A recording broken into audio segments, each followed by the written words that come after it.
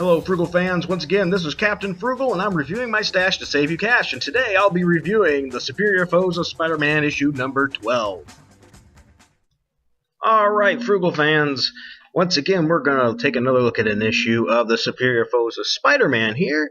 And this is issue number 12. And some great news is that Spencer and Lieber are back. This book can be purchased digitally. It can be purchased still as a back issue. And you can also get it in the trade paperback, which is very good after a couple issues of fill-ins to dive back in with the original crew. Now, this issue finally gets us back on track on the main story, where we have Overdrive and the Beetle confronting Fred. Yes, bullseye, Fred.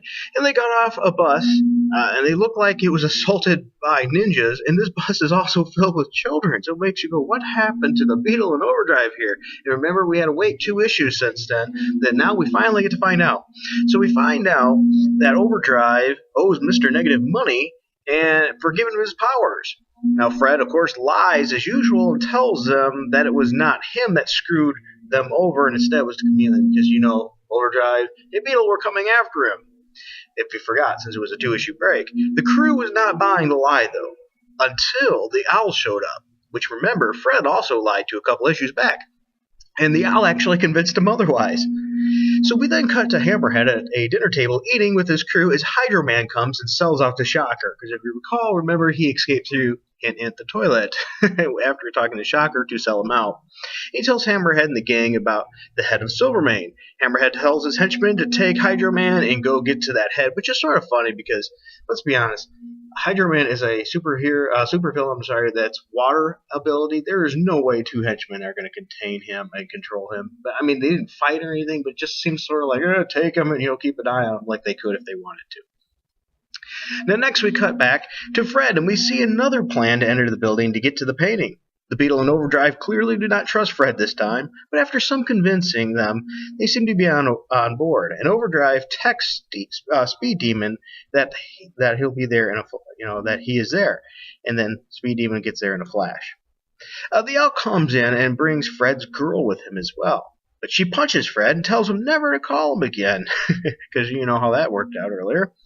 Then he introduces 11 particular villains that are going to help Fred and the group, now making them the Sinister 16 instead of the Sinister Syndicate, which is really what they call themselves, the Sinister 6, which didn't really have 6, but now they have 16. But of course, a lot of those people are just there as cannon fodder to help get that painting.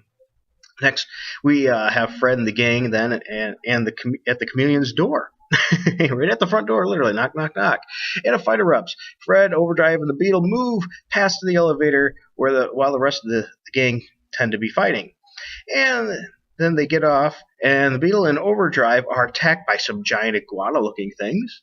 And Fred takes off, leaving them. Because you remember last time, too, they did one of these things. Fred took off on the elevator. So this time, Beetle and Overdrive wanted to make sure he didn't slip away, but of course, once it opens up, they get attacked, so that allows Fred once again to slip away. Meanwhile, once again, all the other characters are in a battle. Fred runs into Mirage, and then figures out, wait a minute, this must really be the Chameleon, and with one punch, Fred knocks him out, which is a pretty amazing feat if you think about it, because the Chameleon is no physical slouch. Now, granted, as I mentioned earlier on an earlier issue review, I was sort of surprised he took out the Shocker, especially with quite a pummeling, but then again, to give him props, he is a good fighter. All right, Overdrive comes up, and Fred shows him the painting, because he finds this painting he's showing him, but Overdrive hurries up and grabs it and runs off to screw Fred over, which is sort of funny because you remember Fred screwed them over lastly. Now this time they think, haha, we're going to screw Fred over. Fred knows this is a fake painting though, so he lets him run off with it.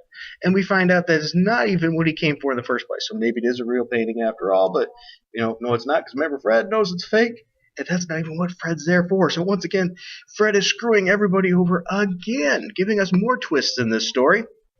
Next, we cut back to the Shocker and Silvermane and the Shocker's apartment. Silvermane is giving the Shocker a verbal beatdown.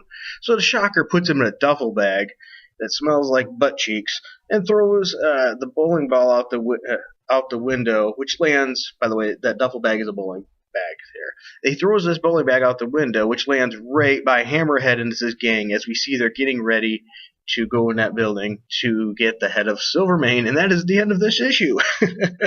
So let's look at some of the pros and cons. First pro I have to say is the classic team. Writer and penciler and an artist are back, and that's a great welcoming back. That team is just made to be there. This book is definitely back on track with the story. It was, last 2 issues were filler. This puts it right back on pace. So we've been waiting 2 issues. Finally, we get to see what's going on. This book focused back as well on the original cast. That made me very happy because that's why we're reading this book. And come on, man, butt cheeks, man. Anytime you're talking about butt cheeks smelling a bag, that's just hilarious. So it's definitely worth a fun read there. The only con I have on this book is this book ends. It's a shame. It's a great book. So with that said, I have to give this book its grade. Dun, da, da, da. This book earns an A. So if you could check this out, I would strongly suggest it. Alright, thanks again for watching, Frugal fans. If you enjoyed this, please check out other videos from us at thehenchmanslounge.com. You can also follow me on Twitter at Captain Frugal and check out our podcast.